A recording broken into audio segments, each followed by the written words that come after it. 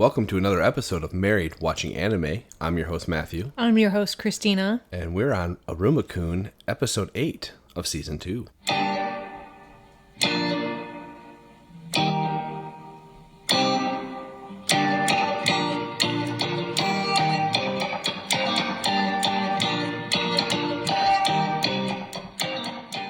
The name of this one is The Miracle of Some Fools. It's so good, everybody. It's still good. I didn't even remember the episode name, but we also had a weekend, and it's been a couple days since we've watched it. Yes, so this is recording and going up on the same day. You'll probably be listening to it sometime Thursday. Thursday morning, yeah. Yeah, sorry about that, everybody. Like you said, we had a baby shower this weekend. That we hosted in our backyard. It went off without a hitch, but whew. We're tired. It's been a warm week. Our house is a disaster. The dog's somewhere in here. He's sitting behind you looking out the back door with his glow-in-the-dark ball in his mouth. There's cute baby stuff everywhere. It's wild in this house. Our normal podcasting area is completely empty because we're getting new carpet. So we're in the kitchen. So apologies if this is slightly echoey. Even more echoey than the other last week. It's been a thing, guys. We're going to figure out what we're going to podcast after Babyface comes into the picture. We don't have a spot right now. Nope. That's okay. We'll have to migrate to the bunny's room. Oh, Lord. Our feet will be dead. Yep. Anyway. Yes, Iruma-Kun. Oh my gosh, everybody. Last episode of Evil Iruma. Mm-hmm. And they are facing off with Caligo Sensei because they got all the faculty, by faculty I mean they got all the teachers to sign the forms.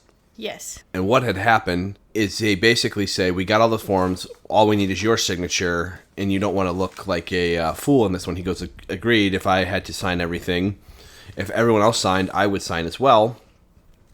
Well, what Caligo Sensei failed to mention, or they failed to disclose, is that he wanted the entire faculty. Not just teachers. That means everyone from the cafeterias. Gardeners, janitors, groundskeepers. Everybody had to give the signature, and he basically chides them for being foolish and not prepared to handle Royal One and all this stuff, and saying how it's over, and they're all kind of shocked, and they say that was kind of cheating, but they said, well, you're too naive, to be in this room. And essentially, they get saved at the last minute, where the groundskeeper, I think one of the janitors comes in and goes, oh, you need these forms? And the entire staff basically marches in with all the forms because Iruma-Kun has helped every single one of them in the school at some point or another. It was kind of a miracle save. Now, I made a comment while we were watching it. I even paused the episode. In the manga, if I remember correctly, Iruma had already passed out the forms to them and made a save that way. So he had already thought up that factor of it and had them all bring them in just to kind of show off to Caligo Sensei. And this one, they got a lucky save, basically. You said you liked the anime or the manga way better. I kind of liked this one. Granted, I didn't read the manga, but it just, for me, it proved that Iruma's heart is always in the right place, and people actually notice that. So it just built more into his personality. I didn't dislike this way. I just liked that Iruma was more conniving in the manga. Yeah. He still was a good guy. That's going to happen a lot, sorry. My throat is so full of... It is allergy season, everybody. There will be some weird breaks in here. Yes, the COVID. And do not have the COVID. Maybe I have the COVID. No, who knows at this point. It's disgusting outside. It's really gross. Yep. Anyway, I like that he was a little more conniving and intelligent in a way. He just thinks things more thoroughly in his evil Iruma mode, and I felt more in character in the manga than it did in this situation. But it still was satisfying to see Caligo Sensei have to suck it up because basically them getting lucky is what caused him to lose that bet. Yes. So he had to stamp, and they had to open Royal One, which was a huge... It became a huge thing. Like, they set up stalls like it was a fair. It's wild. Uh-huh. It was wild. I mean, it's been locked since the missing Demon King left school, which was hundreds of years ago. Yeah, and so no one's been in there in centuries, and they made a huge ordeal festival out of it because they're the first class to get in there again. So the big misfit class, what was the loser class, is getting the respect of the entire school, and they weren't used to the attention before because no one paid them any attention. Now everyone's eyes are on them because they're going into that classroom. Was it the succubus girl that was like, "Can I wave back at them?" Uh-huh. It was awesome. Mm-hmm. It's a very good ending to this whole arc, I guess. Yeah, so it doesn't completely end there. They actually do open it up. They do get to see inside. It has been perfectly maintained with magic the entire time. Naturally. And it is huge. There's multiple floors in this area. There's different rooms. Pretty much a castle. It really is. They literally just acquired their own castle. Mm-hmm. They're not past the dumpsters anymore. No, they're in a very sweet room. And they finally find the actual classroom and the throne, which Iruma goes and sits on. With his ring on. With his ring on. Exactly like the prophecy. Yeah, Alice looks at him and goes, "Oh, that looks like the Demon King, the new Demon King." It was really cool. It was a cool scene because everyone was stopping and staring, and it basically said everyone was silent in that moment. And then, finally, like, Caligo Sensei was like, "We should say some words," and they all just blow past him to run into that place anyway. They do. Because they didn't care. They were super stoked. I'd be super stoked, too. I mean, I would be. And plus, they're a bunch of kids, so they're just having a good time. You're probably going to hear the garbage truck in the background, people. They are so late. Holy Toledo. It is 6 p.m. Jeez, oh Pete's. I'm happy they still show up. I guess that's the benefit. That is true. They used to come really early in the morning, everybody, so we're kind of not used to them being here so late. Yes. Something happened. Probably COVID. Probably. Anyway, Iruma goes back to normal, and he just feels super apologetic, including just yelling. It's so funny. He wakes up and the little demon in his ring is like, "Oh, you did all this, you did all this." Is it Azkun or whatever? Something like that. Yeah. And he grabs him and he's like, "I was so mean to so many people. I have so many people to apologize to." And he's just shaking him and freaking out, and he apologizes to Grandpa and Oprah, and they want another picture. So he's like, "Oh boy," and super happy, and they like both pictures. Yeah.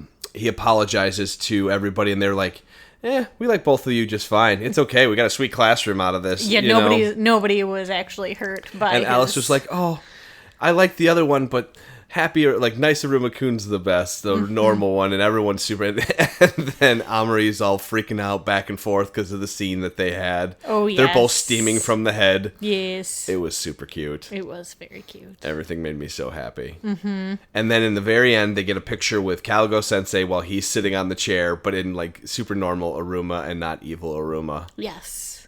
Very good. That's their class photo. It was super good. We got normal Iruma back, and we got some really good stuff coming up. But this was one of my favorite arcs in the manga. You were very excited for this entire thing coming into season 2. I don't think we'll see evil Iruma again till like season 3. That's sad. But it's really good. And also not surprising. I feel like if we saw it again in season 2, it would feel kind of like played out. Too soon. Yeah. Yeah, it's much different the second time too. It's a much shorter period, but it's still awesome. Okay. What do you think? I'd give it a 9. It's living up there. It's still in the 9.5 range for me. It's so good. I'm sad he's gone. He'll live in our hearts until we get the next one.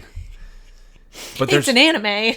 But there's still some really good episodes to come. So I wonder if they're going to they're probably going to do filler next, like they did, and then they're going to get into the next arc. Like a filler episode. Kind of like they did the last time we had the sleepover. Yes. So I think they're going to do something similar this one. I don't know, though. We'll see. Yeah, they could just jump into the next arc. I'd be fine with that as well. Yeah. There's so much good story to tell here. We still haven't seen that dumb person in the student council, Renove. He comes back later. Okay. He's a beta character. Okay. A B class character, maybe even C. He shows up again, but he's less important. Okay. I just wasn't sure if he was going to be included like at all. They might more, but in the anime, but in the manga, he only shows up again once. Good. That I've seen. Good. So he could come back, but who knows? Okay. Anyway, if you guys want to reach out to us, we're at Gaming Marriage. That's at Twitter, or gamingmarriage@gmail.com. We'd love to hear from you. Again, sorry this episode's late. We'll try to be more punctual with the next one. No promises, but it should be better. It should be better. We're also working on playing some games. I feel like Two or three of them come out at the same time. Yeah. We'll probably do Yuffie's story, and we'll definitely do Ratchet and Clank. We gotta figure out Subnautica too. I don't care if we even do that one. If you want to do, like, we can literally talk about it as this is boring. It's very cool. It's not boring. It's just, if you want more Subnautica just on a different planet, that is exactly what you get. I wish we had this right after we beat the first one, because we would have played through it. We would have played the crap out of it. But jumping back into it after having been done with it for a while, it's just, we're like, I don't care. I don't want to do the same thing over again now. I think we're about just over halfway through, actually. I was looking up how long it takes to play, and it's like 18 hours, and we're at like 11. And we're just like, eh. It's just, we've been so busy and so tired that every night when we can sit down and play video games, it just doesn't sound fun. I just do a run in Returnal or two, because I stay alive a lot longer now. Yes. And that's pretty much it. I just stay alive long enough for the achievement run. So if I'm not dying, the runs take 2 hours. An hour to 2 hours. Yes. We finally finished the first area, though. Jeez, oh, Pete. Okay, this is not a Married with Video Games episode, so we'll end it. All right, bye, guys. Bye.